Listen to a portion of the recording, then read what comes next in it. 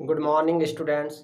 मैं हेमंत कुमार आज आप लोग के लिए एप्लीकेशन ऑफ डेरिवेटिव्स का एनसीईआरटी का 6.1 को कराऊंगा। इसके पहले मैंने 2 वीडियो और अपलोड कर चुका है, उसमें क्वेश्चन नंबर 12 तक मैंने कर दिया है। आज हम लोग क्वेश्चन नंबर 13 से करेंगे। तो आइए देखते हैं क्वेश्चन नंबर 13। कहता है a balloon which always remains spherical has a variable diameter. Diameter variable है, वेरिएबल डायमीटर मतलब वो चेंज होगा। तो डायमीटर अगर यदि वेरिएबल होगा तो मतलब रेडियस भी वेरिएबल होगा। Find the rate of change of its volume with respect to x.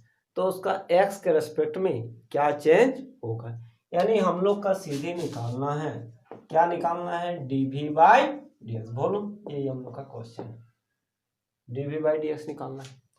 अच्छा, डायमीटर ऑफ द स्फीयर, तो डायमीटर कितना है, डायमीटर है हम लोग का 3/2 2x + 1। तो देयरफॉर रेडियस कितना हो जाएगा, रेडियस r = r से भी डिनोटेट कर सकते हैं। तो इसको 2 से डिवाइड करेंगे तो ये 3/4 2x + 1 यही हो जाएगा। तो volume of the sphere is, तो volume of the spherical balloon चाहे जो भी है, तो volume of the sphere v = कितना होता है 4/3 पाई r³। तो हम लोग का हो जाएगा v = 4/3 पाई, रेडियस कितना 3/4 2x क्यूब है तो क्यूब डालेंगे तो यहाँ पर पावर 3। ये डायमीटर से हम लोग 2 से डिवाइड कर दिए तो रेडियस, और हम लोग का फार्मूला है volume of A sphere v = 4 pi, formula लिखते हैं 4/3 पाई r³। r की जगह r का वैल्यू को पुट कर दिए। तो हम लोग को निकालना कितना है, हम लोग को निकालना है dv बाई dx, और ये हो जाएगा v = ये 4/3 ना पाई, 3 का क्यूब 27 और 4 का 64, 2x + 1 का कितना होगा होल क्यूब होगा, 2x + 1 का होल क्यूब। अब यहाँ पर देखिए 3 से कटेगा 3 9 है, ये कितना हो जाएगा 16। तो v = 9 पाई/16 2x + 1 का होल क्यूब। हम लोग को क्या निकालना है dv by dx, differentiating with respect to x नहीं तो डायरेक्ट लिख देते हैं, देयरफॉर dv बाई dx = ये कोफिशिएंट है तो क्या होगा बाहर रहेगा, 9 पाई/16 क्या होगा बाहर रहेगा। तो 2x + 1 का पावर 3 है ना, पावर 3 है तो पहले किसके रेस्पेक्ट में चेन रूल चलेगा, 2x + 1 का पावर 3 है तो पहले किसके रेस्पेक्ट में होगा 2x + 1 के, फिर ये 2x + 1 ऊपर जाएगा, फिर कितना हो जाएगा, फिर ये हम लोग का dx हो जाएगा। अब हम लोग का क्या हो जाएगा x⁴n का n × x⁴n-1, तो n हम लोग का कितना होगा, n हम लोग का जो हो जाएगा, n हम लोग का 3 इसका 2x + 1 का पावर कितना 3 - 1, यहाँ पर u × v चलेगा तो 2 dx बाई dx, और 1 का डिफरेंशिएशन ऐसे डायरेक्ट भी लिख सकते थे, एक बार लिख देते हैं, कांस्टेंट टर्म का डिफरेंशिएशन कितना होता है 0 होता है। तो ये हो जाएगा 27 पाई/16, ये 2x + 1 का पावर कितना हो जाएगा 3 हो जाएगा, 2 × 1 + 0 मतलब ये 2 हो जाएगा, तो 2 से ये कट जाएगा तो 27 पाई/16 इंटू 2x + 1 का पावर 3, तो ये 8 हो जाएगा। तो हम लोग का ये जो हो जाएगा 27 पाई/8 इंटू 3 - 1 2 होगा, तो ये हो जाएगा हम लोग का 2x + 1 का पावर 2।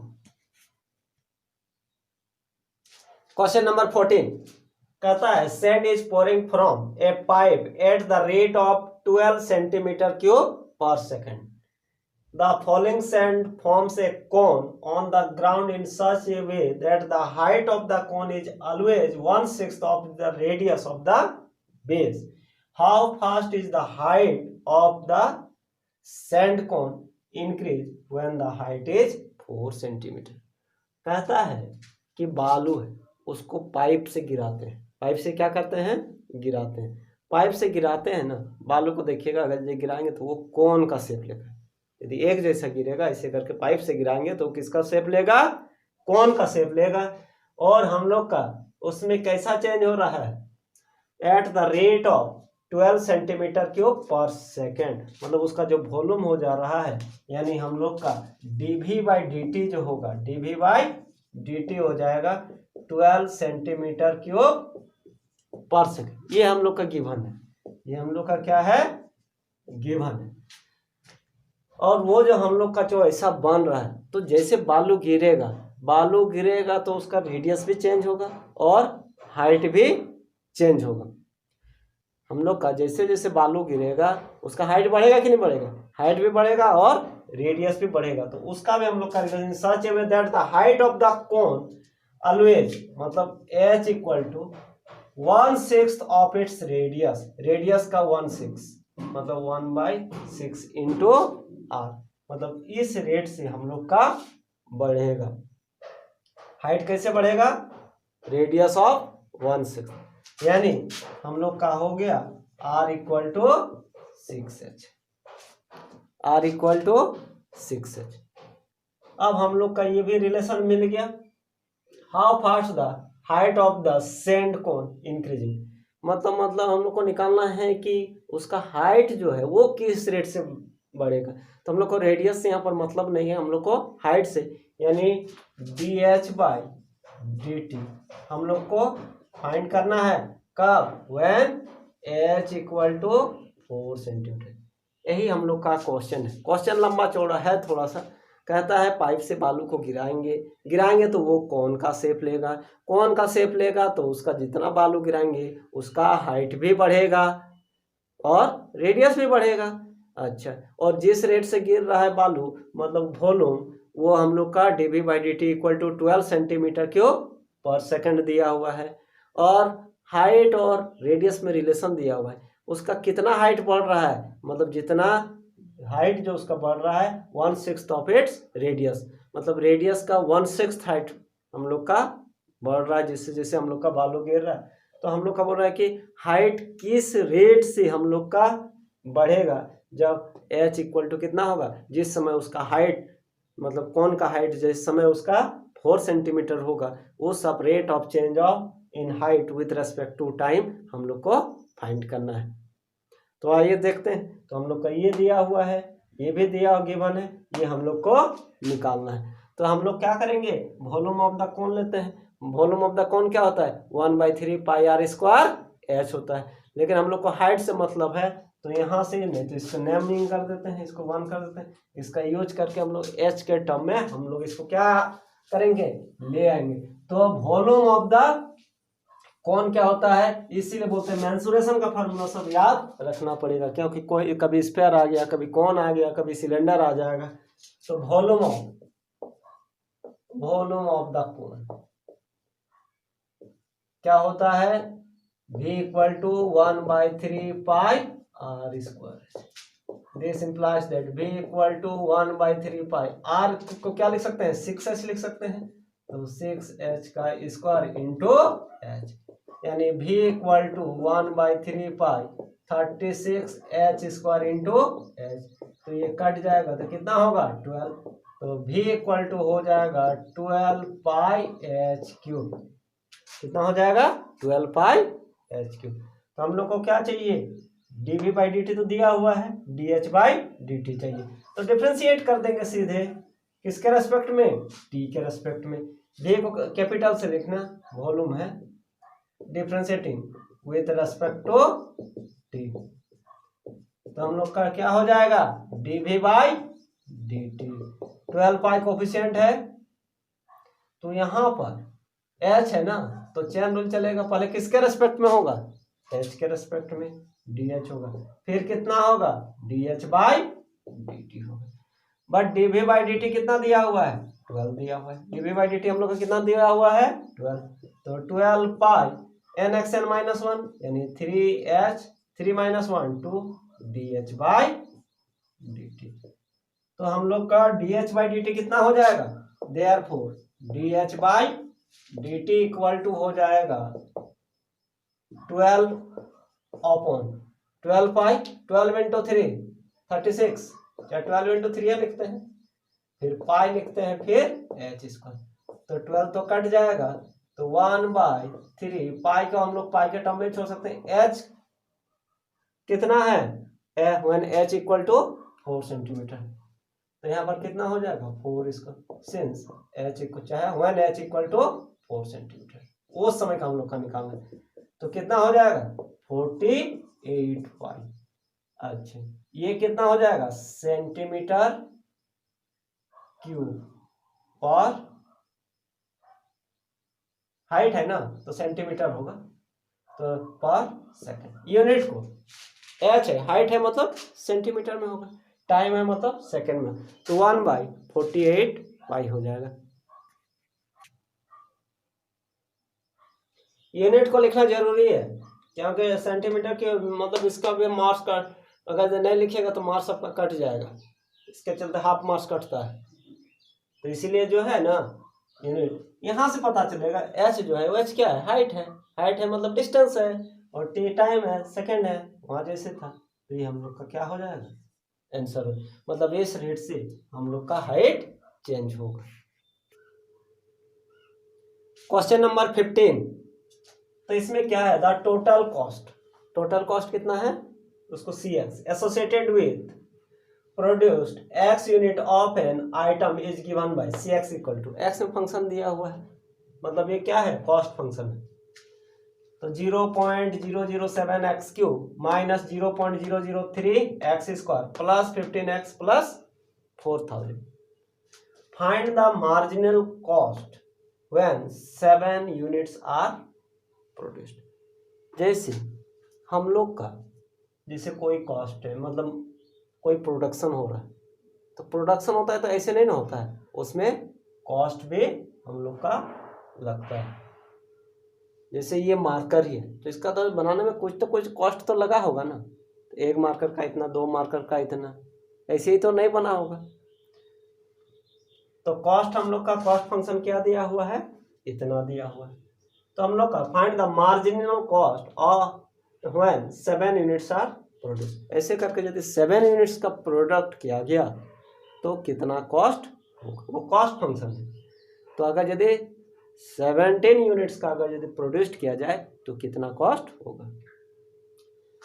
तो मार्जिनल कॉस्ट इसको शॉर्ट में MC लिख सकते हैं। तो instance at rate at change of total cost at any level of cost output, तो ये हम लोग का जो मार्जिनल कॉस्ट होगा वो DC बाई DX, मतलब ये जो कॉस्ट फंक्शन का है वो किस में फंक्शन है, X के रेस्पेक्ट में, तो पहले X के रेस्पेक्ट में करेंगे।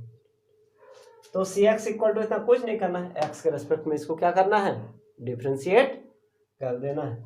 तो डिफ्रेंशिएट करेंगे तो उसके बाद ये तो कोफिशिएंट है, nxn-1 चलेगा, nxn-1 चलेगा, और ऐसे करके हम लोग का आ गया 0.021 x square minus 0.006x plus 15। अब यहाँ पर जो है हम लोग का किस समय का निकालना है, when x equal to 10 units are produce. तो x प्लस में क्या पुट कर देंगे, इसमें 17 पुट कर देंगे। तो हम लोग का ये जो हो जाएगा x प्लस में क्या पुट करना है, 17 पुट करना है। तो 17 का स्क्वायर यहाँ भी हो जाएगा 17 का स्क्वायर होता है 289। अब 289 को किससे मल्टीप्लाई करेंगे, 21 से, इधर कर दिए तो आया है 6069, 6069, 3 के पहले पॉइंट, 17 इंटू 6 102 होता है, 3 के पहले पॉइंट। तो हम लोग का इसके बाद जो आ जाएगा यहाँ पर और एक 0 होगा, छूट गया है, और वो तो 15 ही रहेगा, प्लस वाला को जोड़ते हैं, 15 प्लस 6 21.069 माइनस 0.102, सब्ट्रैक्ट करें तो आया 20.967। दो ही अंक तक लिखना है तो इसको देखते हैं, 5 या 5 से ज़्यादा रहता है तो इसमें एक बढ़ा के लिखते हैं, मतलब 20.96 है, तो इसको हम लोग 7 कर देते हैं, तो इतना रुपीज हो जाएगा। इसमें कुछ नहीं करना, मतलब उसको जो है ना उसको डिफ्रेंशिएट करना है x के रेस्पेक्ट में, और x लंबा चौड़ा है लेकिन उसको डिफ्रेंशिएट करना है एक्स के रेस्पेक्ट में, और उसके बाद क्या करना है, एक्स के प्लेस में 17 पुट कर देना। बस हो गया आंसर। क्वेश्चन नंबर 16 क्या कहता है, total revenue receive from, total नहीं, total revenue received from the sale of x unit of a product is given by rx equal to 13x square plus 26x plus 15। ये total revenue product का है, कितना है, rx equal to मतलब x में ये हम लोग का फंक्शन है। Find the marginal value when x equal to 7। तो पिछला क्वेश्चन में जैसा था वही मार्जिनल वैल्यू, मतलब ये हम लोग का अगर यदि r है तो dr बाई dx जो होगा वही हम लोग का मार्जिन, मतलब कुछ नहीं करना है, इसको डिफरेंशिएट करना है x के रेस्पेक्ट में, और x के प्लेस में क्या पुट करना है, 7 पुट करना है। तो वही लिखे हैं marginal revenue MR equal to rate of change of total revenue with respect to the number of items, यानी sold at an instant dr by dx। तो हम लोग डिफरेंशिएट करेंगे किसके रेस्पेक्ट में, x के रेस्पेक्ट में, तो एक्स स्क्वायर का 2x होगा, dx बाई dx होगा, इसका तो 0 हो जाएगा, तो 13 इंटू 2x प्लस 26, यानी 26x प्लस 26 कॉमन आ जाएगा, x प्लस 1। अब x प्लस में क्या पुट करेंगे, 7, वो दिया रहेगा when x equal to 7 MR equal to 26 bracket में 7 प्लस 1, 7 प्लस 1 कितना 8, तो 26 इंटू 8 208, इतना रुपीज हो जाएगा। और दो क्वेश्चन है, इसको भी करा देते हैं।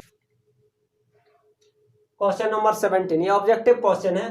The rate of change of area of a circle, area क्या होता है सर्कल का, pi are square with respect to radius r ना, तो dA बाई dr कितना, dA बाई dr, यही फाइंड करना है। तो पाई बाहर जाएगा, dr स्क्वायर बाई dr, तो पाई इंटू 2r, कब, व्हेन r इक्वल टू कितना, r इक्वल टू 6 सेंटीमीटर, तो dA बाई dr कितना होगा, dA by dr equal to pi into 2, r के जगह पर 6, तो हो जाएगा 12 पाई किस में है, बी में। छोटा क्वेश्चन था, ऑब्जेक्टिव था।